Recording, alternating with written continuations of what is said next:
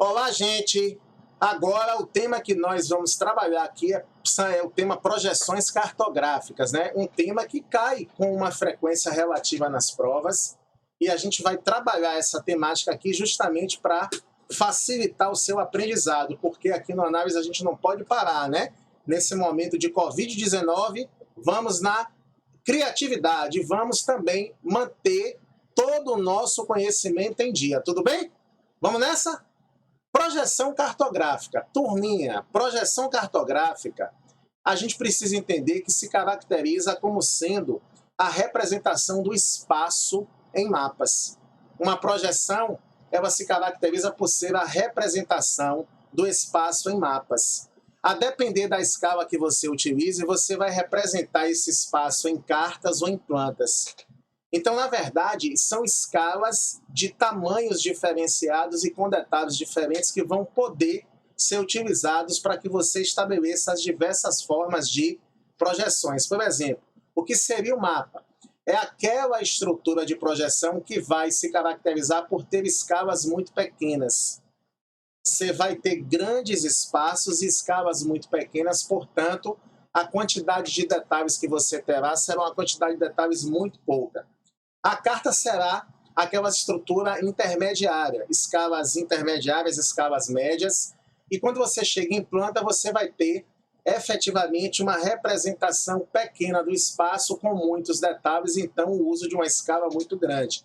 Como você já viu comigo, a aula de escala. Então, toda vez que a gente pensar na projeção, pense que a projeção ela tem a característica de representar o espaço, é a representação do espaço. E toda vez que a gente fala em projeção, a gente não pode deixar de lembrar que a projeção também traz para a gente a característica da anamorfose. A anamorfose modifica áreas e formas do espaço, você está vendo aqui o exemplo, e o objetivo é fornecer dados quantitativos. Por exemplo, em momento de Covid-19, a gente pode, por exemplo, trabalhar a ideia de que a gente trabalha uma anamorfose para mostrar exatamente como a projeção do Covid está se dando no mundo, e aí a gente faz a modificação do espaço, das formas, das áreas, para demonstrar como esse vírus está sendo transmitido, continentes afora, enfim. Toda vez que a gente pensar na ideia de uma relação de projeção, a gente tem que ir por esse caminho. Então, toda vez que a gente pensar em projeção, vamos partir para esse viés, certo? E no caso da anamorfose, dados quantitativos. Você vai modificar áreas e formas para enfatizar um dado quantitativo. Via de regra, eles usam muito formas geométricas para descrever as anamorfoses. E, gente, projeção seria essa representação do espaço através de mapas, de cartas, de plantas ou através de uma anamorfose. E a gente tem que entender que quando o cara cria uma projeção, ele estabelece a sua visão de mundo. Então pense assim, eu projeto o mapa numa carta, numa planta, eu projeto o mapa numa anamorfose, e meu objetivo, às vezes, ao refletir o espaço que eu estou representando, é mostrar a minha visão de mundo. Portanto, a primeira dica importante sobre projeção: não existe projeção representada de forma errada. O que existe é uma visão de mundo particular. Por exemplo, quando você vê um mapa invertido àquilo que você está acostumado, mundo ao contrário não, é apenas uma maneira particular do cartógrafo observar o mundo. Então, a regra número 1, você não vai ter projeção representada de forma equivocada, apenas uma visão particular. Outra coisa, toda projeção vai apresentar deformações quando ela é elaborada. Tudo que você vê, em qualquer que seja a projeção, você precisa entender que vão existir deformações. Afinal de contas, você vai pegar o geóide, que é a forma da Terra, e vai representar esse geóide na perspectiva de várias outras figuras, quer seja um cilindro, quer seja um cone. Então, na verdade, quando a gente pensar em projeção, toda projeção vai sempre apresentar deformações. Como é que essas deformações irão acontecer? Você terá na leitura de uma projeção simultaneamente tanto pequenas como grandes deformações. Olha, simultaneamente, nessa projeção ao lado eu tenho pequenas e tenho grandes deformações, tudo bem? O que são pequenas deformações? Olha aqui comigo. Pequenas deformações são as áreas que vão aparecer melhor na projeção, tá vendo? O que aparece melhor na projeção vai ter pequenas deformações. E o que são as grandes deformações? Aquilo que vai aparecer pior. Nessa projeção, por exemplo, você quase que extirpou a região do polo do mapa. Então, simultaneamente, uma projeção vai ter pequenas e grandes deformações, porque tudo na projeção é deformado. Fica atento a isso para você não perder a questão. E uma outra coisa importante a se frisar é que você precisa saber quais são os tipos de projeções. Vamos começar pela projeção cilíndrica. Fácil. Você pega a Terra, envolve no cilindro e abre o cilindro. Aí você tem essa forma retangular. Os ângulos são sempre retos. As pequenas deformações vão estar no domínio tropical. E aí você tem uma visão panorâmica do mundo que faz com que essa projeção seja conhecida como a projeção da guerra. A projeção muito utilizada, por exemplo, para a elaboração de mapas em épocas de conflito. Por exemplo, quando você vai jogar o War, que é um jogo bem tradicional, quando você vai fazer o uso desse jogo, tabuleiro na projeção cilíndrica, porque a visão panorâmica favorece a elaboração das estratégias militares. Lembre-se que os paralelos são linhas retas, os paralelos são linhas retas e os meridianos, que são os verticais, também são retos nessa projeção. Importante, pergunta de orelha de livro. A prova gosta muito de fazer essa provocação matemática. Projeção cilíndrica, meridiano reto, paralelo sempre reto, ângulos invariavelmente de 90 graus. E aí, na projeção cilíndrica, é importante que a gente guarde as duas principais visões de mundo que foram elaboradas a partir da projeção de Mercator. Mercator foi o cara que no século XVI desenvolveu a projeção cilíndrica. E no século XVI, a visão que o Mercator estabeleceu do mundo foi uma visão geopolítica. O objetivo de Mercator na sua projeção, repare só, olha a Groenlândia como ela se torna uma extensão que lembra um continente. Lembre-se sempre que a Groenlândia é a maior ilha que existe e a Oceania é o menor continente, então a Oceania é muito maior do que a Groenlândia. Mas nesse processo, o que é que o Mercator fez? Ele criou uma visão geopolítica, criou a visão eurocêntrica, colocando a Europa no centro do mundo e dando uma dimensão de área maior que o normal para o continente europeu. E manteve a forma dos continentes, mas destacou as áreas da Europa. E qual é o objetivo? A demonstração do poder, da imponência do continente europeu, no momento em que a gente sabe que a Europa está se lançando para criar o processo da expansão marítima, a ocidentalização mundial está acontecendo, enfim. Então, o objetivo de Mercator era estabelecer essa visão geopolítica de poder de dominação. E ele fez, para isso, o uso de uma projeção cilíndrica, onde ele aumentou mais do que o normal o espaço, a área do continente europeu, mantendo a integridade das suas formas. Bom, um outro cara que é muito comentado em provas é o Arno Peters, um cara que era alemão e criou a projeção dele após a Segunda Guerra Mundial. Peters, ele vai também, repare, fazer uso de uma projeção cilíndrica, tá vendo? Só que quando você vê a projeção de Peters, você veja aqui, que ele alongou mais que o normal, né? As formas, a África e a América do Sul. Então, ele deu um alongamento maior nas formas, ele distorceu as formas desses continentes, mantendo a proporcionalidade das áreas. Então, a visão de Peters é uma visão que a gente já vai caracterizar como sendo uma visão socioeconômica. Ele queria, na verdade, destacar as desigualdades sociais existentes entre os países do terceiro mundo, abrigados sobretudo na África e na América do Sul, em relação aos países do primeiro mundo. Lembra que durante a Guerra Fria, primeiro mundo significava países capitalistas desenvolvidos e terceiro mundo, países capitalistas subdesenvolvidos. Então, o Arno Peters, ele quis mostrar essas desigualdades. E aí, o que é que ele fez? Diferente do Mercator, lembra que Mercator fez o seguinte, Mercator aumentou a área e manteve a forma para destacar o poder. Já o Arno Peters, ele distorceu a forma e manteve a proporção de áreas justamente para mostrar as desigualdades sociais entre as nações ricas e as nações pobres.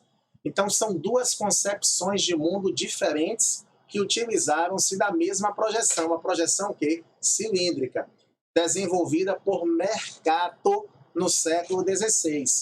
Então, essas visões de mundo, eu repito, são importantíssimas para vocês, queridos e queridas, não perderem a questão. Você tem que olhar com muita calma esse lineamento que você não vai perder a questão. Bom, uma próxima projeção é a projeção plana ou azimutal. A projeção plano azimutal ela difere da projeção cilíndrica, que é um cilindro aberto. Aqui é o seguinte, ó, imagine, eu vou fazer o seguinte, ó, em época de coronavírus, a álcool está sempre aqui à nossa disposição. Ó. Imagine que isso aqui é o polo da Terra. Imagine que aqui é o polo da Terra, beleza? Olha, não esquecer nunca o álcool para fazer, né, a limpeza. Aqui está literalmente o fundo do frasquinho do álcool gel que eu estou representando o polo. Aqui tem uma superfície plana. Aí você desce a terra e, puf, cola ela aqui. Então é como se você tivesse estabelecido uma relação tangente, né, um plano tangente à esfera terrestre. E aí qual é o resultado? O resultado é você expor essa concepção aqui, ó. Uma projeção que vai ser em forma de circunferência, ela é plano-polar. Repare que os meridianos são linhas retas e os paralelos são círculos. Ela traz pequenas deformações nas áreas polares que aparecem melhor. Lembra da dica, pequena deformação, área bem representada. E a ONU utiliza essa projeção para o seu símbolo. Por quê? Pela neutralidade. Condição de neutralidade. A ideia de que o polo é uma área neutra. Então, o símbolo da ONU é a projeção azimutal. E essa projeção também causa uma inversão de valor, porque o polo, de repente, passa a ser o centro e os continentes vão aparecer nas periferias. Então, a projeção azimutal é uma projeção muito cobrada, principalmente por essa analogia, né, de simbologia da ONU, da neutralidade. Então, guarda essa projeção que ela tem muita força. A próxima projeção que nós vamos trabalhar é a projeção cônica. A ideia do sorvete, né? Você pega a casquinha e bota a bola de sorvete na casquinha e empurra. Quando você faz isso, repare que a parte intermediária entre o maior diâmetro e o polo vai tocar na casca, e aí a projeção cilíndrica aberta ganha esse contorno. Essa projeção é a projeção que os paralelos, está vendo? Eles funcionam como semicírculos. Os paralelos funcionam como semicírculos. Nesse caso aqui, o que é que acontece? Quando a gente vê os paralelos funcionando como semicírculo, a gente tem que entender o paralelo funcionando como semicírculo. A gente tem que entender que os meridianos aqui já são linhas o quê? Retas e radiadas do polo. A diferença matemática da projeção cônica para a projeção azimutal é que a projeção azimutal é uma projeção que você viu que os paralelos, eles... deixa eu voltar aqui a projeção azimutal. Volte. Os paralelos são circulares, os meridianos são retos e radiados do polo. Na cônica, os paralelos são semicirculares, mas os meridianos são retos e radiados do polo. Pequenas deformações nas médias latitudes, daí a zona temperada representar melhor. E é uma projeção do mundo rico, né? Os países ricos, na sua majoritária, são temperados, daí a gente ter essa exposição, essa referência. Duas projeções azarãs, viu? Moeid e a projeção do Good. A projeção do Moeid, essa projeção em forma elíptica, que é muito usada hoje na representação de mapas mundis, justamente porque é uma projeção que lhe favorece a condição da visualização espacial. Você não tem uma visão panorâmica aqui, repare, para criar estratégia difícil. Mas você consegue ver na integridade toda a área das terras imersas. Então, como ela me permite uma visualização do espaço geográfico, mesmo que não seja de forma panorâmica como a cilíndrica, ela acaba sendo mais usada hoje na representação de mapas mundis. E a projeção de Good, ela separa bem os continentes dos oceanos, tá vendo? E aí essa projeção passou a ser uma projeção muito utilizada para você utilizar em informações da ONU. A ONU gosta de usar essa projeção para o rol de informações, entenderam? Então são projeções azarãs. Não tem muita chance de aparecer em provas, mas a gente tem que estar aqui mostrando a vocês até aquelas possíveis probabilidades. E para fecharmos, vamos lembrar que a projeção também vai ter distorções. Toda projeção tem deformações, ela pode ter distorções. Ela pode ter distorções, ora na forma, ora na área, ora no ângulo. Área e ângulo, mesma coisa. Ora na forma, ora na área e ângulo, vamos corrigir, e ora nas formas e áreas, ângulos ao mesmo tempo. Aí, a depender do que essa projeção deforme, se ela deformar a área, ela vai ter uma concepção. Se ela deformar a forma, ela vai ter outra concepção. E se ela deformar a área e forma, outra. E aí vem as definições. O que é uma projeção classificada como conforme? Conforme é aquela que mantém a forma e distorce a área. Mercato. Eu acabei de mostrar a vocês o Mercato. O que é que o Mercato fez? Ele deu uma dimensão maior do espaço para a Europa, mas manteve a forma. Então, a projeção de Mercato é uma projeção o quê? Conforme. Projeção cilíndrica conforme. A equivalente é aquela que mantém a área e distorce a forma. A gente viu que Peters fez isso. Ele alongou mais a África e a América do Sul. Aí o exemplo de projeção equivalente é a projeção de Peters. Uma projeção o quê? Uma projeção cilíndrica equivalente. E a equidistante é aquela projeção que vai se caracterizar por distorcer tanto as formas quanto as áreas. E a projeção azimutal, ela tem essa peculiaridade, ela distorce formas e distorce o quê? E distorce áreas. Então, gente, repare, dentro da nossa prerrogativa, essa é a visão geral que você precisa guardar sobre o aspecto da projeção. E olha como isso vai ficar fácil, porque a gente não pode perder questão boba. Olha que questão dada para a gente depois dessa explanação e da sua atenção total. Um cartógrafo confeccionou uma projeção onde os paralelos e meridianos, ao cruzarem-se, quase não sai, formam ângulos de 90 graus invariavelmente. Ou seja, quem é a projeção que vai formar ângulos de 90 graus? Aquela que tem meridiano reto, paralelo reto. Quem é ela? Cilíndrica. Então a gente sabe que a resposta já tem que ter cilíndrica, então não pode ser nem a D nem a S, você já risca. Só pode ser A, B ou C. Aí vem lá. Além de ter mantido uma proporção da área, embora tenha distorcido a forma. Mantém a área, distorce a forma. Quem é a classificação de manutenção da área e distorção da forma? A projeção equivalente. Equivalente mantém a área e distorce a forma. Conforme mantém a forma e distorce a área. Então, qual é a resposta da questão? Cilíndrica equivalente. Viu como é fácil? Tranquilidade? Tem que ser assim. Bateu o olho na questão, broca logo. Com o objetivo de representar o mais próximo possível do real o espaço geográfico, os cientistas usaram as projeções cartográficas. As mais utilizadas são as de Mercato e Peters, representadas pelas figuras a seguir. Você percebe que essa aqui é a projeção de Mercato, olha a Groenlândia, bata logo o olho. E aqui é Peters, olha as formas alongadas. E aí vamos à questão. Com base nos conhecimentos sobre as projeções cartográficas, assinale a alternativa correta. Na projeção de Peters, o espaçamento entre os paralelos aumenta da linha do Equador para os polos, enquanto o espaçamento entre os meridianos diminui a partir do meridiano central. Gente, na verdade, quando você vê a projeção de Peters, repare que os meridianos eles vão manter a configuração e os paralelos eles vão se afastar na medida em que você vai indo para as médias latitudes. Então, quando a questão diz que nessa projeção o espaçamento entre os paralelos aumenta da linha do Equador, está errado. Na verdade, aumenta a partir das médias latitudes, entendeu?